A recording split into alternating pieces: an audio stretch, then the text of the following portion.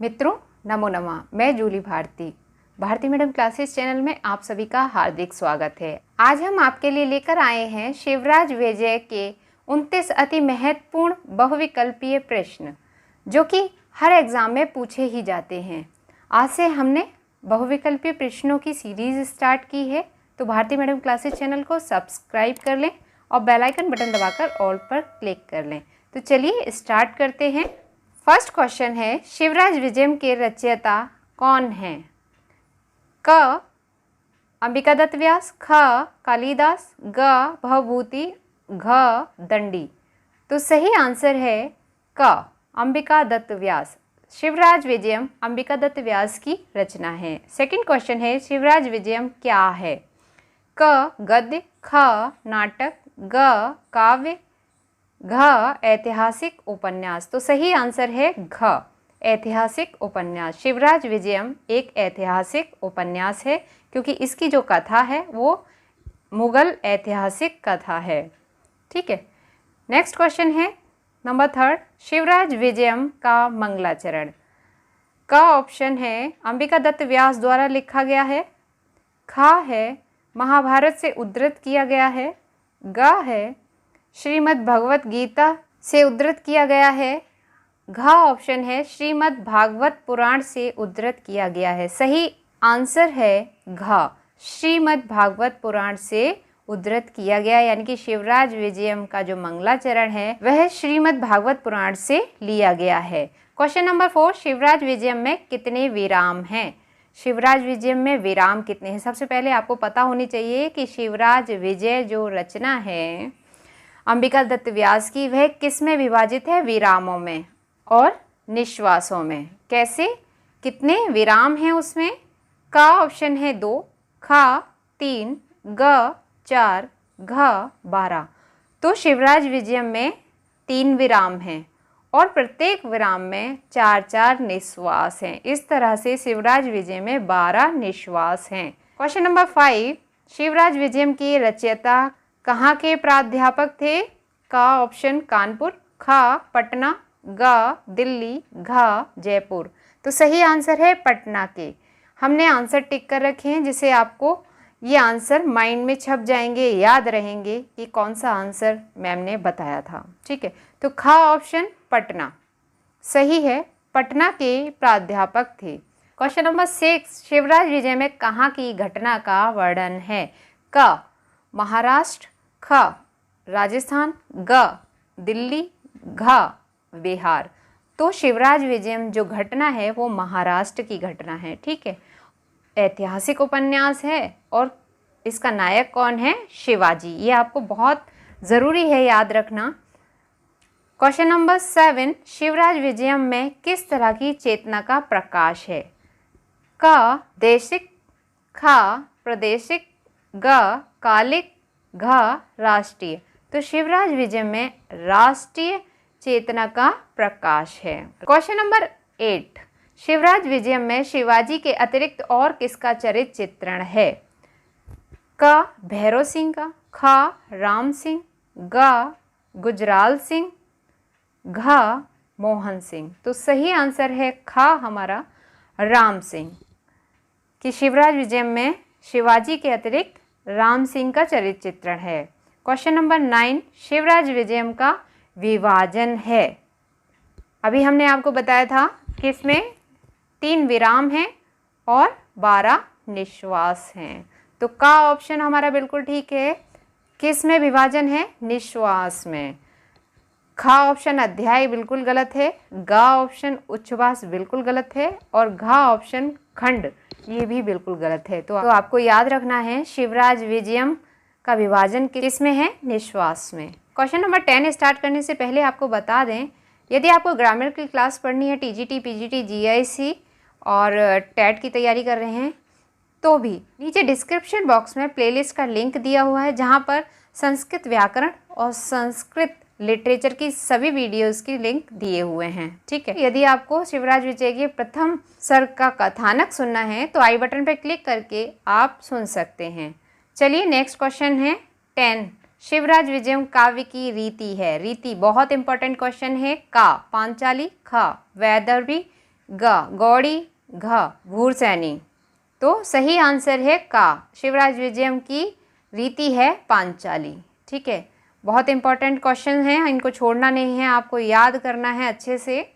11 question है, अंबिका दत्त व्यास लेखक हैं, यानी कि अंबिका दत्त व्यास ने कौन सी रचना लिखी है, उनकी रचना का क्या नाम है। क किरातार्जुनीयम, ख गीता, ग चंडी शतकम, घ शिवराज विजयम।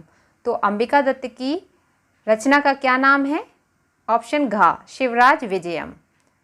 नेक्स्ट क्वेश्चन है 12, अंबिका दत्त व्यास के पिता का नाम है। तो क ऑप्शन पंडित राजाराम, ख अर्थपति, ग दुर्गादत्त, घ राधा कृष्ण व्यास। तो सही आंसर है दुर्गादत्त।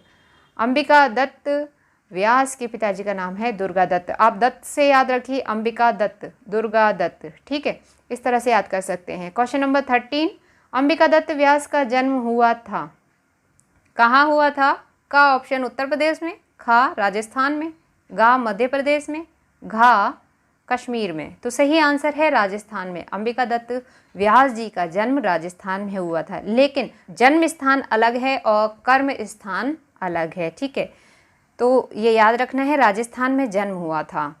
कहाँ हुआ था, राजस्थान में। तो क्वेश्चन नंबर 14 देख लेते हैं, अंबिका दत्त व्यास का जन्म स्थान है। अब देखिए, जन्म हुआ था राजस्थान में, और राजस्थान में भी कहाँ, किस स्थान पर हुआ था जन्म। का रावत का धूला, ख उज्जैनी के सिरही, ग कश्मीरों के पद्मपुर, घ अचलपुर। तो सही आंसर है का रावत जी का धूला। ये कहाँ पर है, ये जयपुर में स्थित है। राजस्थान से थोड़ा आगे जयपुर के पास ही एक गांव है, वहाँ पर उनका जन्म हुआ था। क्वेश्चन नंबर 15, अंबिका दत्त व्यास का काल समय है। अब यहाँ पर उनका समय पूछा गया है, काल समय क्या है, किस समय के हैं वो। तो का ऑप्शन है 1895 से 1950, 1915 से 1957, और गा ऑप्शन है 1950 से 1980, और घा है 1900 से 1942। तो सही आंसर है ऑप्शन ख 1915 से 1957 अंबिका दत्त का काल है, यानी कि समय, इस समय के आसपास के हैं वो। ठीक है, क्वेश्चन नंबर 16, अंबिका दत्त व्यास की कर्मस्थली है। देखिए, अभी हमने जन्म स्थान बताया था आपको, राजस्थान। ठीक है, और वहाँ पे भी रावत जी का धूला गांव है। ठीक है, वहाँ पर हुआ था उनका जन्म, राजस्थान में। अब पूछा गया है कर्मस्थली। हमने पहले बताया था आपको कि जन्म स्थान अलग था अंबिका दत्त जी का, और कर्म स्थान अलग है। तो यहाँ पर कर्मस्थली यानी कि जहाँ पर वो रहे बाद में और उन्होंने अपना काम किया, तो कौन सी है वो जगह। ऑप्शन का जयपुर, ख काशी, ग उज्जैनी, घ कश्मीर। तो ऑप्शन ख हमारा सही आंसर है काशी।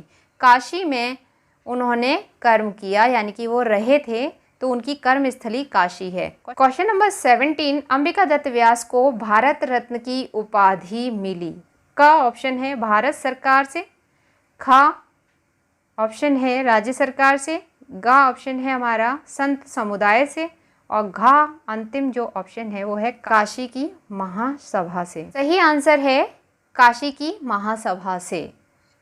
ऑप्शन नंबर घ बिल्कुल करेक्ट आंसर है। क्वेश्चन नंबर 18, अंबिका दत्त व्यास को घटिका शतक की उपाधि प्रदान की थी, यानी कि उनकी उपाधि क्या है अंबिका दत्त व्यास की, घटिका शतक, और वो कहाँ से मिली।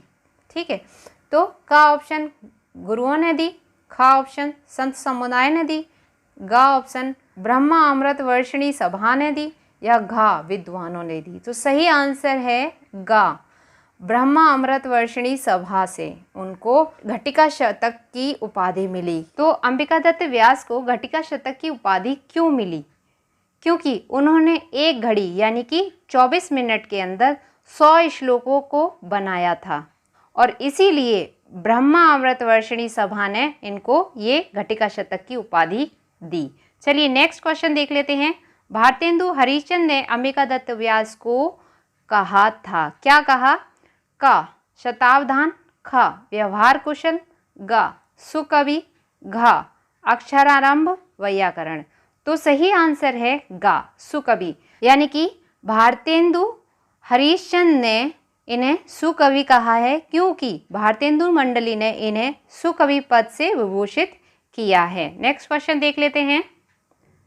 20 नंबर क्वेश्चन है, शिवराज विजयम काव्य का प्रारंभ होता है।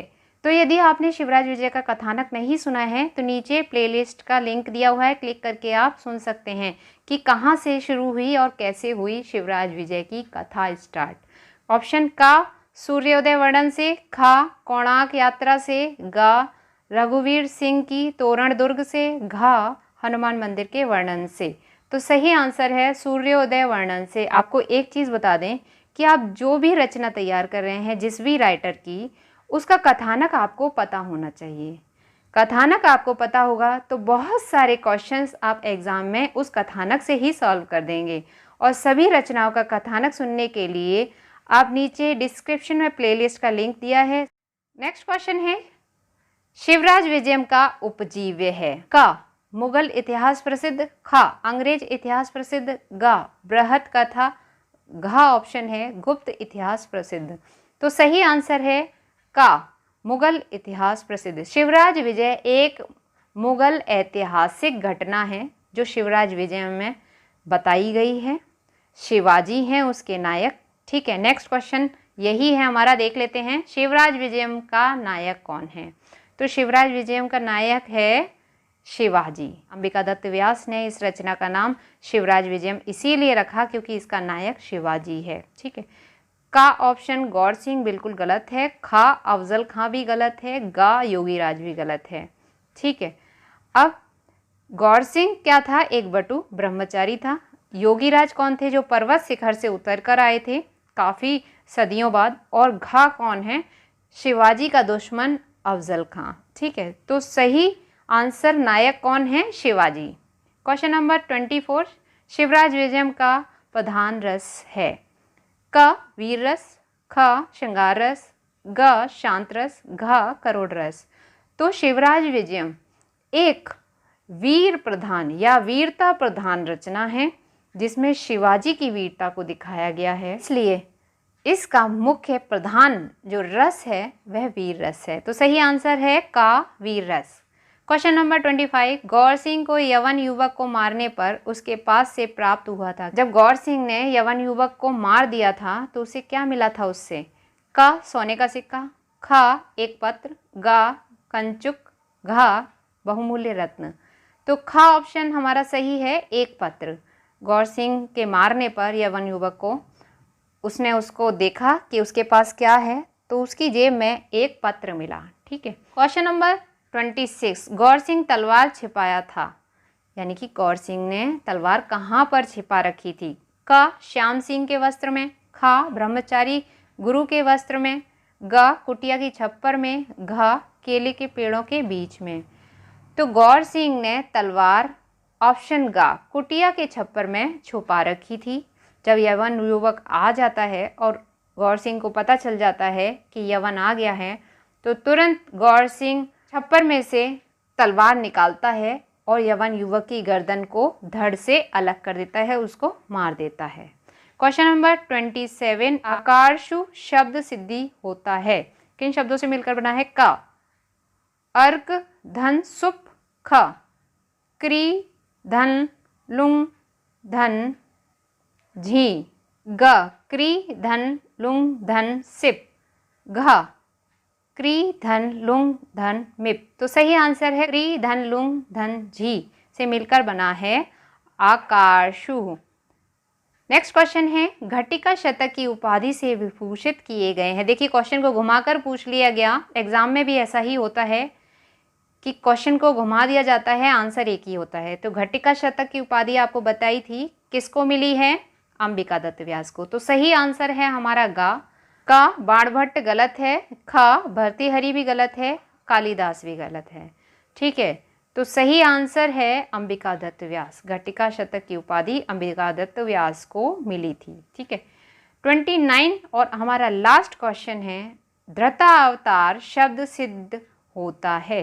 का धृतः एव अवतरः यस्य सा, ख धृतः अवतरः यस्य सा, ग धृतः अवतरः येन सा, घ धृतः चासौ अवतरः।